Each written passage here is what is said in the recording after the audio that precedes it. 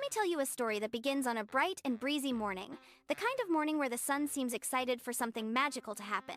If you listen closely, you can almost hear the wind whispering, as if it already knows the secret.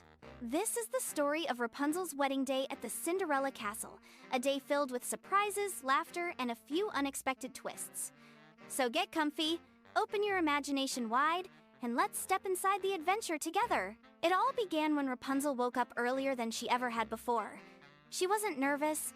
She wasn't scared. She was simply full of a bubbly, sparkly excitement that made her hop out of bed with a small gasp of joy. Today was the day she had dreamed of for a long time, but she wanted it to be a day she would remember with a happy heart.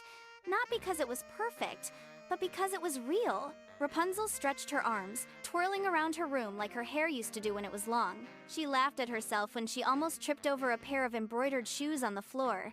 The morning sunlight danced across her walls, scattering patterns of gold. The castle felt alive, as if it too knew today was special. In the hallway, the castle was already buzzing with sound. Someone was singing down the stairs. Someone else seemed to be giggling, and footsteps echoed everywhere. Rapunzel leaned over the banister and called out softly, not wanting to startle anyone. "Hello? Is anyone awake?" Suddenly, a tiny voice squeaked back. "We've been awake since before the sunrise. We have so much to do." Before Rapunzel could even ask who the voice belonged to, 3 tiny fairy godmothers swooshed into sight, flitting up the staircase like colorful fireflies. They were the fairy trio, Twinkle, Mirabelle, and Poppy.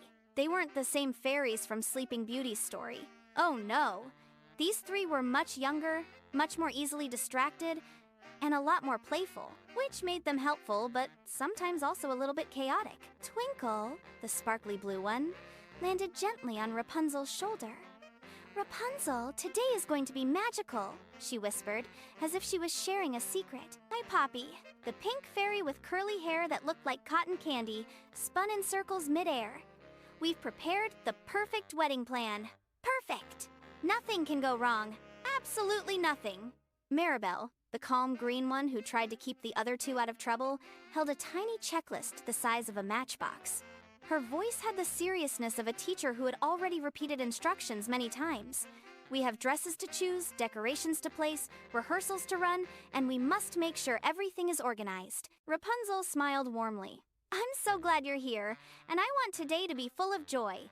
Not perfect. You know how sometimes when we try to make everything perfect, we miss the fun?" The 3 fairies froze. All 3 blinked. "Fun?"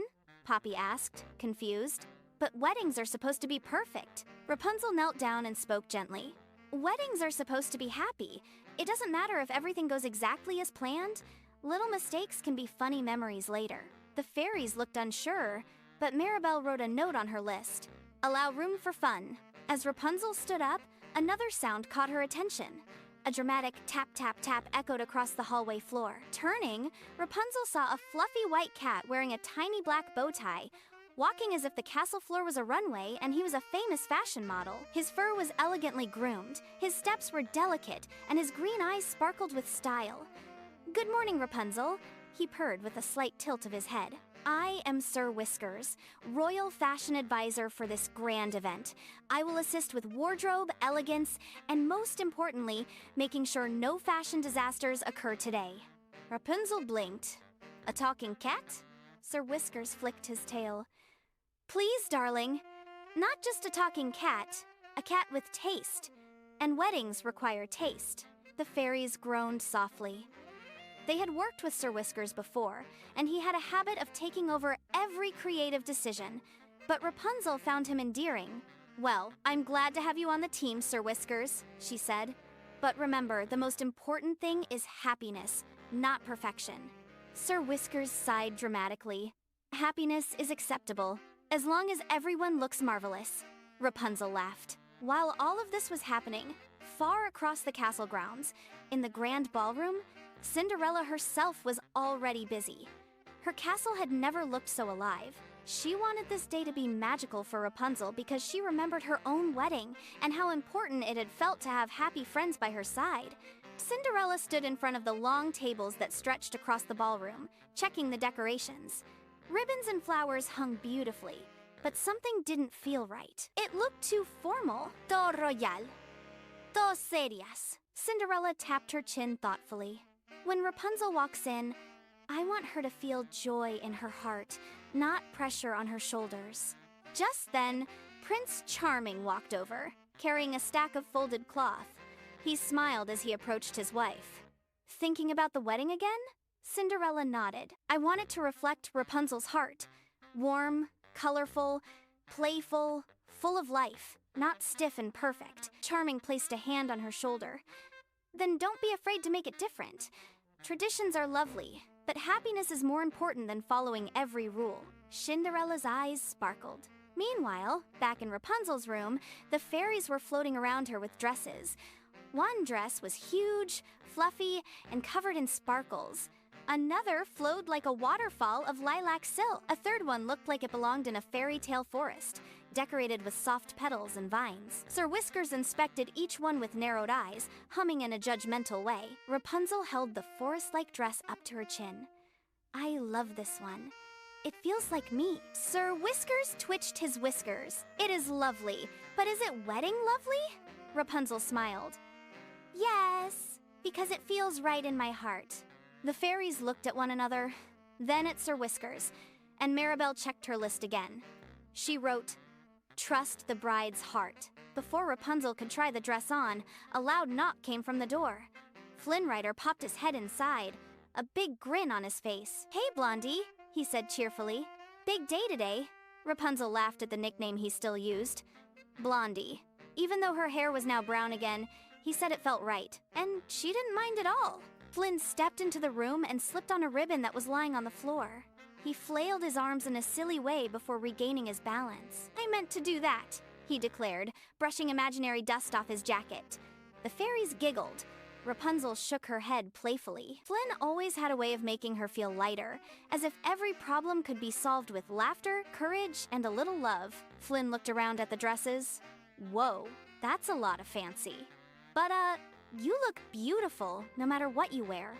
Sir Whiskers cleared his throat in disapproval. Compliments are welcome, but please don't encourage poor fashion choices. Flynn raised an eyebrow at the cat. And who are you? Sir Whiskers lifted his chin proudly.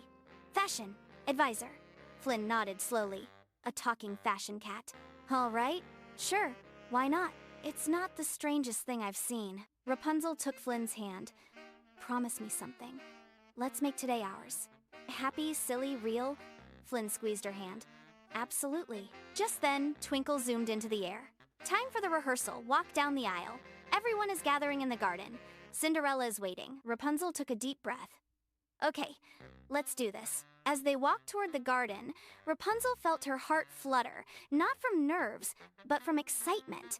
She imagined the laughter of friends, the warm sunshine, the music, and all the memories this day would bring. She whispered to herself, "Today will be wonderful. Not perfect, wonderful." And that was exactly when the first unexpected thing happened. A sudden gust of wind swept across the garden, twirling flower petals into a mini tornado. Twinkle, Mirabelle, and Poppy zipped around trying to catch them, each flying in dizzying circles. Sir Whiskers arched his back in dramatic horror, leaping onto the nearest pedestal to escape the chaos. Rapunzel laughed, holding her dress to keep it from tangling. "It's okay. It's just a little wind. Nothing we can't handle." But the wind had another idea. It nudged a stack of delicate invitations off a nearby table. They floated in the air like golden butterflies, and before anyone could react, the invitations scattered across the garden paths. Flynn dived after one, spinning in the air and almost landing in the fountain. "Got it!" he shouted triumphantly, holding up a soggy corner of an invitation. Cinderella gasped, but then chuckled softly. Well, I suppose that's one way to start the day with excitement. Sir Whiskers says something exciting is about to happen. Join Rapunzel, Flynn, and all the magical friends in the next video to see the surprises.